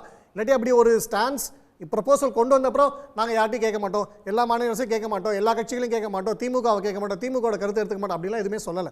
அதனால் அது கொண்டு வரதுக்கு முன்னாடியே எதுக்கு இவ்வளோ பெரிய அச்சத்தை கலப்ப வேண்டும்? ஒன்று. ரெண்டாவது விஷயம், இதை திருப்பி போஸ்ட்போன் பண்ணோம் அப்படின்னா ஆல்ரெடி 50 இயர்ஸ் ஆயிடுச்சு, திருப்பி 75 இயர்ஸ் ஆகும். அப்பயும் திருப்பி இதே நம்பர்ஸ்ல இருக்கணுமாங்கிறது இருக்கு. போஸ்ட்போன் பண்ணா என்ன கெடுதல் சார்? இப்போ இல்ல, நான் ஒரு நான் கவுண்டர் ஒரு ஆர்குமென்ட் example இல்ல, கொடுக்குறேன். ஒரு ஸ்பெசிஃபிக்கா கேக்குறேன் சார். இப்போ முதலமைச்சர் என்ன சொல்றாரு? நேற்றுக்கு அனைத்து கட்சி கூட்டத்தில் முடிவானது என்ன? இந்த நம்பர் அப்படியே வச்சுங்க. இது வந்து 71 சென்சஸ் அப்படின்ற ஒண்ண அப்படியே வச்சுக்கங்க. அதை வந்து 71 பேசிஸ்ன்ற ஒண்ண இன்னும் 30 வருஷத்துக்கு மாத்தக்கூடாதுன்றாங்க. நான் அதான் சொல்றேன், வாஜ்பாய் 25 வருஷம் கொடுத்தாரு. ப்ரோரேட்டான்னு கொண்டு வந்தாலும் பேசிஸ் மாற போதில்ல. 71 சென்சஸ் படி தானே 7.2% தமிழ்நாடுக்கு இருக்கு. ஓகே, அப்ப அதே 7.2% மெயின்டைன் ஆச்சுன்னா அது 71 சென்சஸ் பேஸ் பண்ணி தானே ஒன்று. ரெண்டாவது விஷயம், இப்போ ஃபார் எக்ஸாம்பிள் இப்போ நகரமயமாக்குறதுனால பல மாநிலங்களில் மக்கள் தொகை மாறி இருக்கு. ஃபார் எக்ஸாம்பிள் முன்னாடி கேரளாவுக்கும் ஹரியானாவுக்கும் பெரிய டிஃபரன்ஸ் கிடையாது. இன்னைக்கு கேரளாவுக்கும் ஹரியானாவுக்கும் இருக்க பாப்புலேஷன் டிஃபரன்ஸ் வந்து 50 lakhs 60 lakhs அப்படி தான் இருக்கு. ஆனால் கேரளாவுக்கு 20 தொகுதிகள், ஹரியானாவுக்கு 10 தொகுதிகள். ஏன்னா இப்போ அங்கே குர்காவ்னு ஒரு நகரத்தில் முன்னாடி குர்காவில் எவ்வளோ பாப்புலேஷன் இருக்கு, இன்னைக்கு எவ்வளோ பாப்புலேஷன் இருக்குன்னு தெரியுது. ஸோ இப்போ வந்து இப்போ ஹரியானாக்கு அப்போ அது ஃபேரா, கேரளா லூஸ் பண்ணாது. கேரளாக்கு ப்ரொபோர்ஷனேட் இன்க்ரீஸ் இருக்கும். ஆனால் ஹரியானாக்கு 10 தொகுதிகள் தான் இருக்கு, கேரளாக்கு 20 தொகுதிகள் இருக்கு. அப்போ இது ஒரு அன்ஃபேர் அட்வான்டேஜ். சொல்றாங்க இவங்க சொல்றதே வந்துட்டு நீங்க பாப்புலேஷன் பேசிஸ்னு கொண்டு போனீங்கன்னா அதுதானே சொல்றேன். இல்ல நீங்க இப்ப ஹரியானாவோட எண்ணிக்கை அதிகரிச்சிட்டு ஹரியானாவுக்கு 20, நான் கேரளாவுக்கு வந்து நம்பர்ஸ் நான் மாத்தல 20 அப்படியே இருக்கும், ஹரியானா 10 20 ஆயிடும் அப்படின்னு சொன்னா 20 இன்னைக்கு இருக்க பொலிட்டிக்கல் வெயிட்டேஜ் போயிடுதுல கேரளாவுக்கு. அதுக்கு அடுத்து வரேன். இன்னைக்கு 20ன்னு சொல்ற கேரளாக்கு அதே ப்ரொபோர்ஷன் எவ்வளோ இருக்கும்? இப்போ தமிழ்நாடு 7.2னா உங்களுக்கு 3.5 அந்த மாதிரி இருக்க போகுது. அதே 3.5% 840 880 வாட் எவர் நம்பர், அதே 3.5% தான் அது அநியாயம் கிடையாது இல்லை. அதுவும் யாருமே சொல்லலை பாப்புலேஷன் தான் பேசிஸ்னு. ஏன் நம்ம எல்லா அரசியல் சீர்திருத்தம் கொண்டு வரும்போது delimitation cannot be only population based. இனிமே அவர்கள் பாப்புலேஷன் கண்ட்ரோல் நல்லா பண்ணவங்க மாநிலங்களை பனிஷ் பண்ணக்கூடாது, அதனால மற்ற பேராமீட்டர்ஸ் வைக்கலான்னு கொண்டு வரலாம். அந்த ப்ரொபோசல் சார் சொன்ன மாதிரி ப்ரொபோசல் ஏத்துக்கலாம். இது எதுவுமே நடக்கவே இல்லை இன்னும். சோ அதனால நடக்காது. ஃபண்ட் அலோகேஷனுக்கு ஃபைனான்ஸ் கமிஷன்ல ஃபண்ட் அலோகேட் ஒவ்வொரு மாநிலத்துக்கு கொடுக்கறப்பவே மக்கள் தொகையை மட்டும் பார்க்காதீங்க, மற்ற பாராமீட்டர்ஸ் எல்லாம் பாருங்கன்னு தமிழ்நாட்டுல எல்லாம் கேட்டா நாங்க வளர்ந்து இருக்கிறோம், ஹெல்த்துக்கு இவ்வளவு ஸ்பெண்ட் பண்ணிருக்கோம், பாராமீட்டர்ஸ் இருக்கு. இதே ஜிஎஸ்டி கவுன்சில்ல இதே அப்ப தமிழ்நாட்டோட நிதியமைச்சராக இருந்தவர் என்ன சொன்னாரு? ஸ்மால் ஸ்டேட் கோவாக்கு ஒரு ஓட்டு, பெரிய ஸ்டேட் தமிழ்நாடுக்கு ஒரே ஓட்டு. இது அன்ஃபேர்னாரா இல்லையா? அப்ப மட்டும் ஏன் ஸ்மால் ஸ்டேட் பிக் ஸ்டேட் என்ன சொல்றீங்க? நீங்க ஜிஎஸ்டி காம்போசிஷன் எப்படி வச்சிருக்கீங்க? பேருக்கு தான் கன்சென்சஸே தவிர இல்ல மட்டும் ஒரே ஸ்டேட் ஸ்மால் ஸ்டேட் பெரிய ஸ்டேட் இருக்க கூடாது. பிடிஆர் இத கிளாரிஃபை பண்ணிருக்கார். ஜிஎஸ்டிக்கு வந்து யூனியன் கவர்மெண்ட் என்ன நினைக்குதோ அதை நடத்த முடியும், அவங்களுக்கு அதிகபட்சமான ஓட்டு இருக்கு. நான் கேக்குறது ஏன் ஸ்மால் ஸ்டேட் பிக் ஸ்டேட்ஸ் அங்க பிரிச்சு பேசினார்? அப்ப ஏன்னா தமிழ்நாட்டுக்கு பெரிய ஸ்டேட், அப்ப தமிழ்நாட்டுக்கு அதிகமான ஓட்டு இருக்கணும் தானே அதோட தாத்பரியம். கோவா மாதிரி சின்ன ஸ்டேட்டுக்கு ஒரு ஓட்டுன்னு சொல்லலாம். அவர் என்ன எக்ஸ்போஸ் பண்ணாருன்னா டாக்ஸ், அவர் என்ன எக்ஸ்போஸ் பண்ணி அதை சொன்னார்னா, நீங்க வந்து கன்சென்சஸ் அடிப்படையில் இது முடிவாகுது, மெஜாரிட்டி அடிப்படையில் முடிவாகுது அப்படின்னு எடுத்துக்கொண்டா எங்களுடைய வெயிட்டேஜ் இதுல குறைச்சிடுறீங்க, எங்களையும் சிக்கிமையும் ஒன்னாக்குனீங்கன்னா வெயிட்டேஜ் குறையுது. அதான் அப்ப வந்து நம்மளுக்கு பெரிய ஓட்டு, பெரிய மாநிலம், மக்கள் தொகை ஜாஸ்தியா இருக்குன்னு பேசும்பொழுது அதே மாதிரி இப்படி இல்லை. ஆனால் என்ன சொல்றோம்னா இப்ப பாப்புலேஷன் மாறி இருக்கும்போது நகரமயமாக்குதல்னால ஹரியானா முன்னாடி ஒரு ரூரல் ஸ்டேட்டா இருந்தது. இப்போ இண்டஸ்ட்ரியலைசேஷனால குர்காவன் மாதிரி வரும்போது எல்லாருமே அங்கே போய் வேலை செய்யும்பொழுது அந்த நகரமயமாக்குகள் சில சேஞ்சஸை கொண்டு வருது. It's not just Maharashtra alone, it's not just Bengal alone. முன்னாடி கல்கட்டா, பாம்பே, சென்னை, டெல்லி தான் இருக்கும். இன்னைக்கு அப்படி கிடையாது. ஹைதராபாத்தோட தன்மை மாறி இருக்கு, பெங்களூரோட தன்மை மாறி இருக்கு, குர்காவன், நாய்டா போன்ற நகரங்கள் வருது. அப்படி இருக்கும்பொழுது அதுக்கேற்ற மாதிரி மாறணும். திருப்பி வந்து நீங்க மக்கள் தொகையை பேஸா கொண்டு வரலங்கிற இந்த தன்மை இருக்கு. இதுக்கு தான் ஃப்ரீஸ் பண்ணக்கூடாதுன்னு சொல்றேன். அது பாப்புலேஷன் பேஸ்டா இருக்காது, ப்ரோரேட்டா பேசிஸா இருக்கும். அதே 7.2 தமிழ்நாடுக்கு இருக்கும்போது எந்த பிரச்சனையும் இல்லை. திரு பீட்டர் இல்லை அதாவது நண்பர் ஸ்ரீனிவாசன் சொல்கிற ஆர்குமெண்ட் எடுத்துங்க. பாப்புலேஷன் அடிப்படையில் தான் ஒரு எம்பி இருக்கணும் அப்படின்னு சொன்னால் இந்த same argument applies to all. ஒரு பாப்புலேஷனுக்கு தான் ஒரு முதலமைச்சர், ஒரு பாப்புலேஷனுக்கு தான் ஒரு பிரதம மந்திரின்னு முடிவு பண்ணலாமா? நீங்கள் வந்து இந்தியாவில் 30 கோடி மக்கள் இருக்கும்போது ஒரு பிரதமர் தான், இந்தியாவில் வந்து 140 கோடி மக்கள் இருக்கும்போது 4 பிரதமர் வைக்க முடியுமா? இல்லை வந்து ஒரு ஸ்டேட்டுக்கு வந்து ஒரு முதலமைச்சர், 3 கோடி மக்கள் இருக்கும்போது ஒரு முதலமைச்சர், 7.5 கோடி மக்கள் இருக்கும்போது ஒரு முதலமைச்சர், அதை வந்து 7.5 கோடி மக்கள் இருக்கும்போது 4 முதலமைச்சராக மாற்ற முடியுமா? இப்போ நீங்கள் சொல்கிற ப்ரோரேட்டா பேசிஸ் வந்து எப்படி ஒத்துக்க சரி? நீங்கள் இன்னும் திரும்பவும் பாப்புலேஷன் பேசிஸ் தான் போகிறீங்க.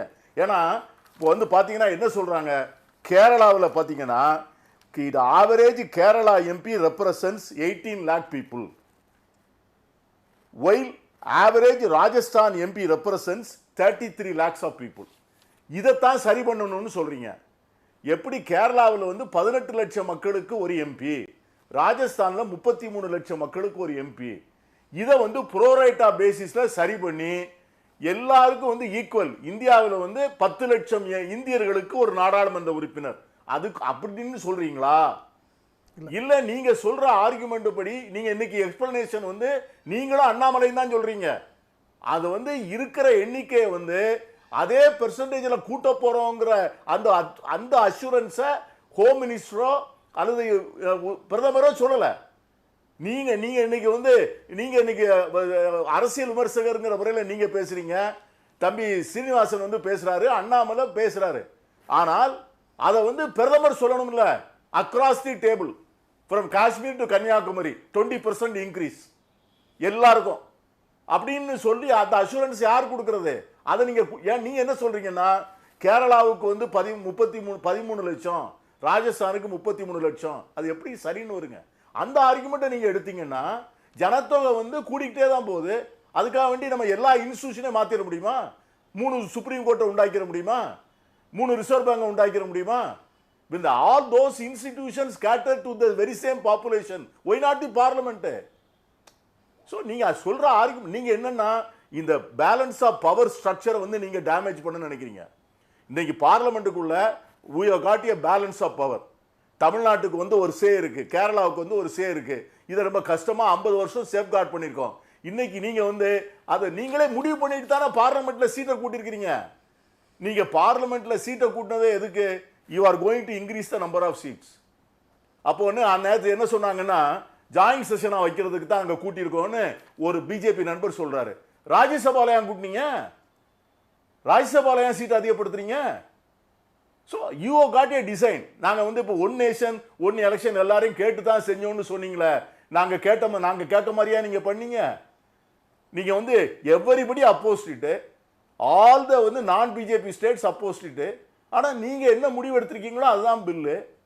வக்ஃபோர்டில் நீங்கள் கேட்டதை நாங்கள் கேட்ட எதையுமே நீங்கள் போடல. அதே மாதிரி நாளைக்கு வந்து ஒரு இதான் பாப்புலேஷன் இதான் வந்து அமெண்ட்மெண்ட்டு, இதை மாதிரி நாங்கள் வந்து இந்த சென்சஸ் படி கொண்டு வர போகிறோன்னு ஒரே மாதத்தில் முடிச்சு நீங்கள் டீலிமிட்டேஷனை கொடுத்துட்டீங்கன்னா கோர்ட்டு கூட போக முடியாது.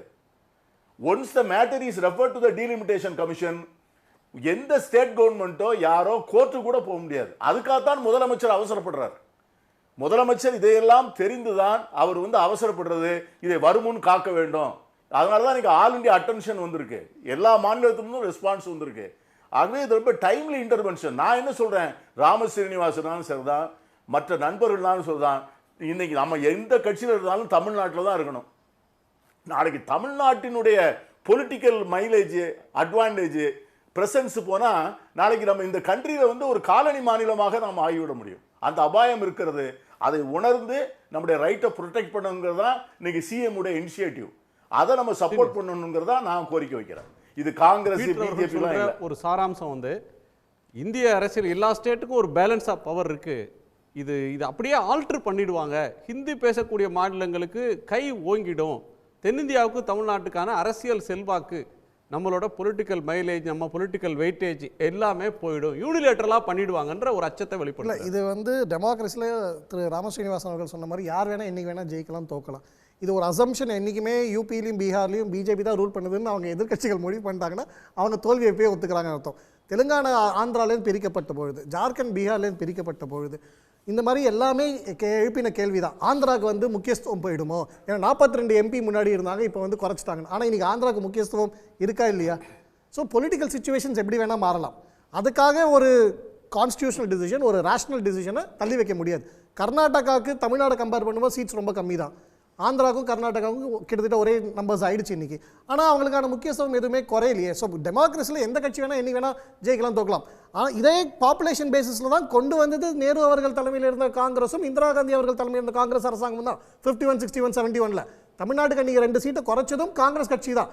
அன்னைக்கு பாப்புலேஷன் பேசிஸ்ல தான் குறைச்சாங்க. அன்னைக்கு அதை காங்கிரஸ் தவறுன்னு சொல்லல. ஆனா இன்னைக்கு பாப்புலேஷன் பேசிஸ் வரல, அன்னைக்கு குடும்ப கட்டுப்பாடு வரல, கொண்டு வர அதுதான் வர. இன்னைக்கு பாப்புலேஷன் பேசிஸ்னு யாருமே சொல்லல. ஆனா இப்படி ஒரு சிச்சுவேஷன் இருக்கும் பொழுது 50 வருஷம் ஆன பிறகும் ப்ரோரேட்டான்னு சொல்றது இருக்கிற பெர்சன்டேஜ் அப்படியே தான் இருக்க போகுது. பொலிட்டிக்கல் சிச்சுவேஷனோட மைலேஜும் பவரும் ஒரே நிமிஷம் முடிச்சிடறேன் சார். எல்லா ரீஜனல் பார்ட்டிஸும் அங்கே இருக்கு. இப்போ டெமோக்ரஸியில் திரு பீட்டர் அல்ஃபோன்ஸ் அவர்கள் சொன்னார், இது மற்ற கட்சிகள் நாங்கள் எதிர்த்து அதை வந்து அவங்க ஏற்றுக்கல என்ன பண்ணுறது. தமிழ்நாட்டில் இன்னைக்கு திமுகவும் அது கூட்டணி கட்சிகளும் ஒரு மூவை கொண்டு வராங்க, ஒரு பாலிசி கொண்டு வராங்க, எதிர்கட்சிகள் அதை எதிர்க்குது அப்படின்னா அதுக்காக எதிர்கட்சிகள் எதிர்க்குதுன்னு அவங்க விட்டு போகிறது இல்லை. டெமோக்ரஸியில் அவங்க மெஜாரிட்டியில் யார் இருக்காங்களோ அவங்க அதை தான் கொண்டு வர போறாங்க. என்கேஜ் பண்றாங்களே சார், ரெண்டு இருக்கு. வாஜ்பாய் காலத்துல ப்ராசஸ் வந்தது, ப்ரொபோசல் வந்தது, எதிர்ப்பு வந்த பிறகு சில கட்சிகள் அகாமடேட் பண்றாங்க. இல்ல என்கேஜ் பண்ணுவாங்க, அகாமடேட் பண்றது இருக்கு, பண்ணுவாங்க. ஆனா கடைசியா கவர்மெண்ட் என்ன டிசைட் பண்ணதோ அவங்களுக்கு அதுக்கான there are democracy-ல இல்ல உங்களுக்கு தெரியும், there are governments which listen to the opposition. அப்ப they have accommodated. அதிமுக ஒன்னு எதிர்க்குதுங்கனால திமுக கைவிட்டுருமா? இல்ல, அவங்க அந்த கொள்கையில தீவிரமாக இருந்தாங்களா அவங்க கொண்டு வர போறாங்க. அவங்கள்ட்ட நம்பர்ஸ் இருந்தாங்கடா, அதுதான் சென்ட்ரல் கவர்மெண்ட் பண்ணும்.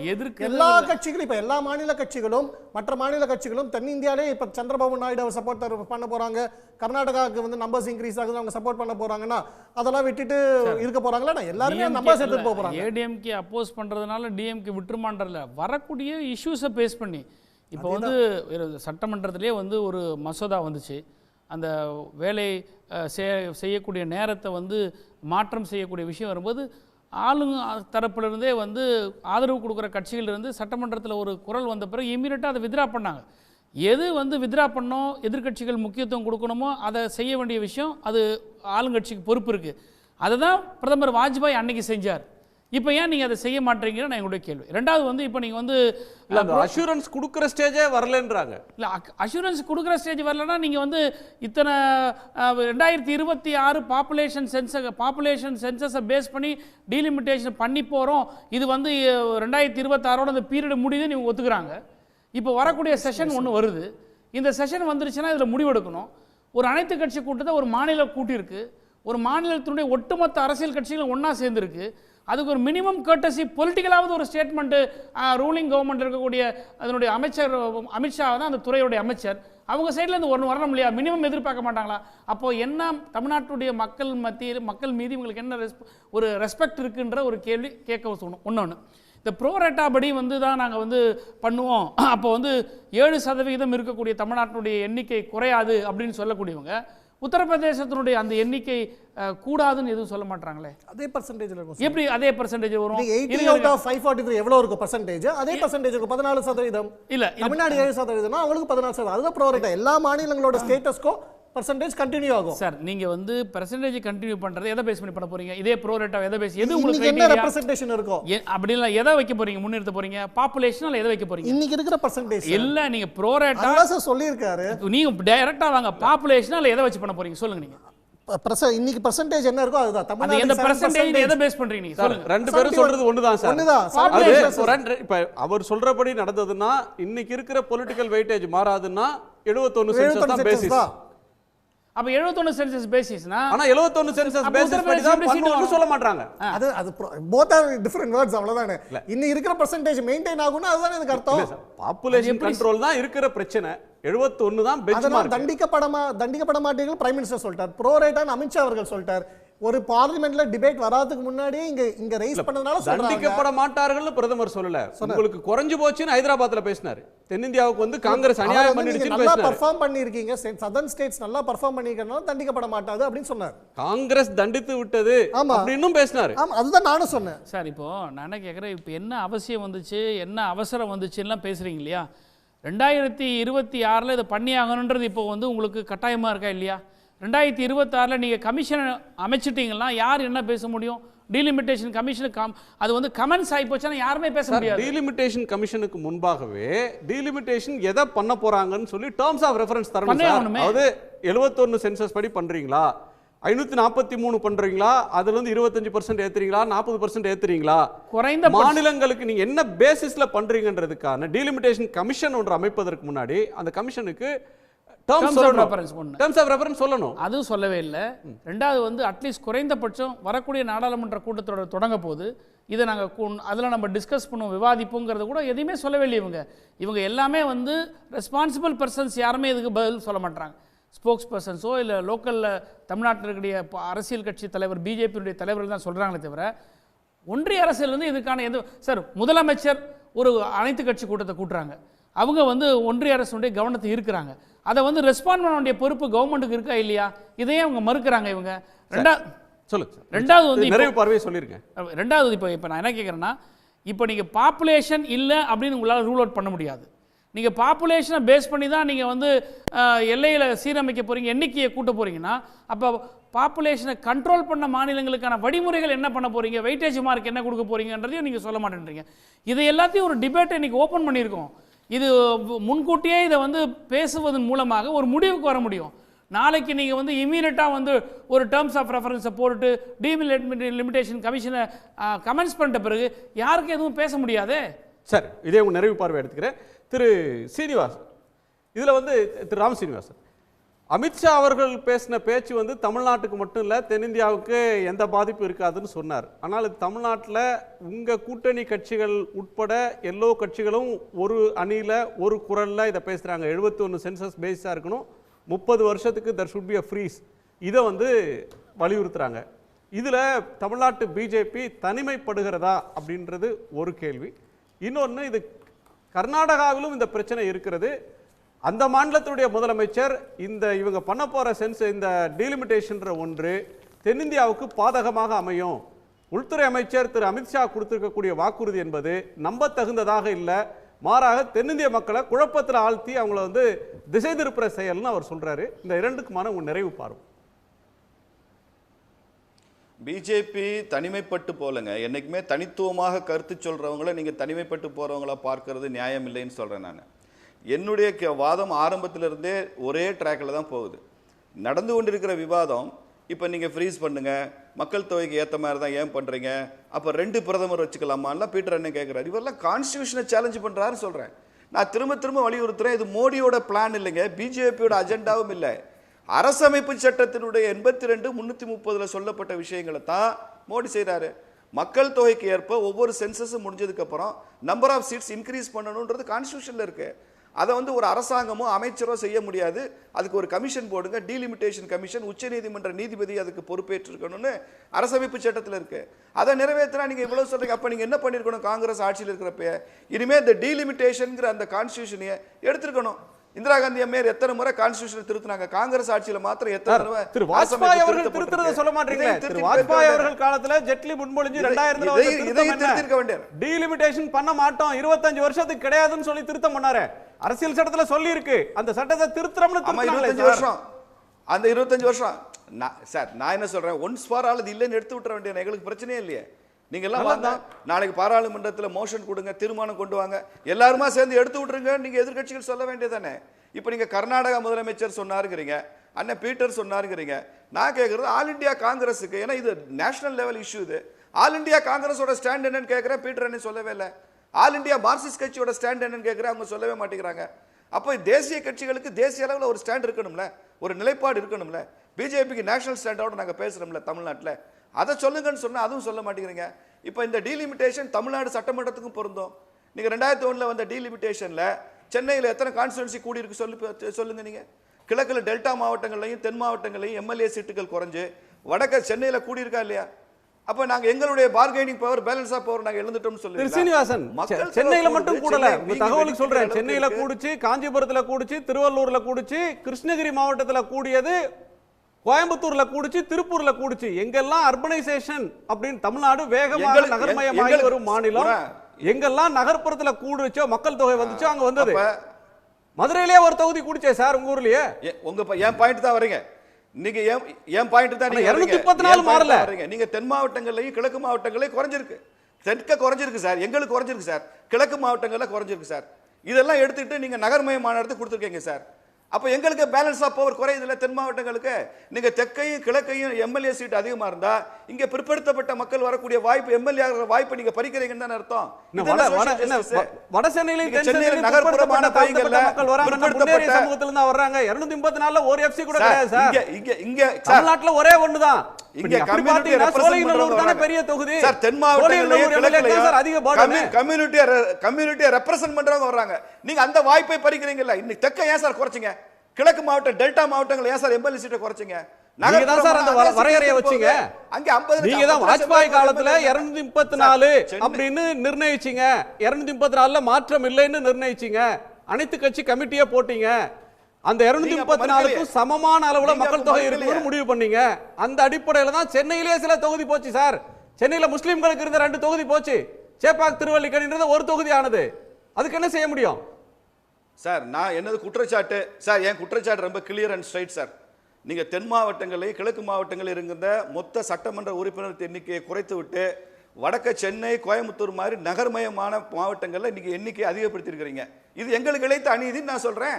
மதுரைக்கே சொல்லுங்க. அநீதி இல்லைங்களா? சென்னையில எவ்வளவு பேர் இருக்கு சார்? நன்றி சார், நன்றி. நீங்க வேற ஒரு கோணத்தை சொல்றீங்க. நான் பீட்டருடைய நிறைவு பார்வையோட நீடிக்கலாம். திரு பீட்டர் அல்போன்ஸ் நிறைவு பார்வை தென் மாவட்டங்கள். ஓகே. அதாவது பேராசிரியர் ஸ்ரீனிவாசன் சொல்றது வந்து போகாத ஊருக்கு வழி சொல்றார். நம்ம என்ன சொல்றோம் அப்படின்னா, கான்ஸ்டிடியூஷனை எதிர்த்து பேசல. நீ வந்து ஒன்றிய அரசு வந்து டீலிமிட்டேஷன் கொடுக்க ரெஃபரன்ஸை வந்து நாங்க சொல்ற மாதிரி ரெஃபரன்ஸை கொடுக்கணும்னு சொல்றோம். அந்த ரெஃபரன்ஸ் கொடுக்கக்கூடிய அதிகாரம் வந்து ஒன்றிய அரசு இருக்கு. அந்த ரெஃபரன்ஸுக்காகத்தான் அந்த கான்ஸ்டிடியூஷன் அமெண்ட்மெண்ட். கான்ஸ்டிடியூஷன் அமெண்ட்மெண்ட் வந்து not to do away with delimitation. அந்த டீலிமிட்டேஷனை எப்படி பண்ணணுங்கிற ரெஃபரன்ஸை கொடுக்கறதுக்கான அமெண்ட்மெண்ட்ல இந்த பாப்புலேஷனை வந்து 71 பாப்புலேஷனை வச்சுக்கிறது நல்லதுன்னு சொல்றோம். ரெண்டாவது இன்னொன்று என்ன சொல்றேன்னா, நீங்க சொல்ற மாதிரி வந்து ப்ரோரேட்டா பேசிஸ் போட்டு 25% அக்ராஸ் இந்தியாவில் நீங்க கூட்டினீங்கன்னு சொன்னா பார்லிமெண்ட் will become unwieldy. 850 உறுப்பினரை வச்சு ஹவுஸ் நடத்த முடியாது. இப்பமே வந்து ஒரு எம்பிக்கு பேசுறதுக்கு அவங்க பதவி காலத்துல மொத்தமே 20 நிமிஷம் கிடைக்காது சார். 5 வருஷத்துல சராசரியா ஒரு எம்பிக்கு வந்து பாராளுமன்றம் நடக்கிற டைமை பார்த்தீங்கன்னா அவங்க கோரிக்கைகளை வைக்கிறதுக்கு 16 நிமிஷம் தான் கிடைக்கும். அவர் பேசக்கூடிய எம்பியா இருந்தாருன்னா, நீங்க சொல்ற 850 எம்பின்னா யார் பேசுறது, யார் கேட்கறது? சைனீஸ் பாராளுமன்றம் மாதிரி ஆயிடும். அப்போ அது ஒன் பார்ட்டி பார்லிமெண்ட் தான் அது சரியா இருக்கும். சைனீஸ் பார்லிமெண்ட் எப்படின்னு கேட்டீங்கன்னா, வருவாரு, பிரதமர் பேசுவாரு, மெம்பர்கள் எழுந்து கை தூக்கி கை தட்டுவாங்க, அதோட ஹவுஸ் வந்து கலைஞ்சு போகும். அது மாதிரி ஒரு பாராளுமன்றத்தை தான் நீங்கள் விரும்புகிறீர்கள். அதுக்காக தான் 850 பேரை கொண்டாந்து அடைக்கணும்னு நினைக்கிறீங்க. குவாலிட்டி ஆஃப் டிபேட் எங்க இருக்கும்? பேராசிரியர் சீனிவாசன் தயவுசெய்து இதையெல்லாம் சிந்தித்து பார்க்க வேண்டும் என்று கேட்டுக்கொள்கிறேன். நன்றி. உங்க எல்லோருக்கும் நன்றி. மீண்டும் சந்திப்போம். இது கேள்விக்களம், மக்களின் மேடை.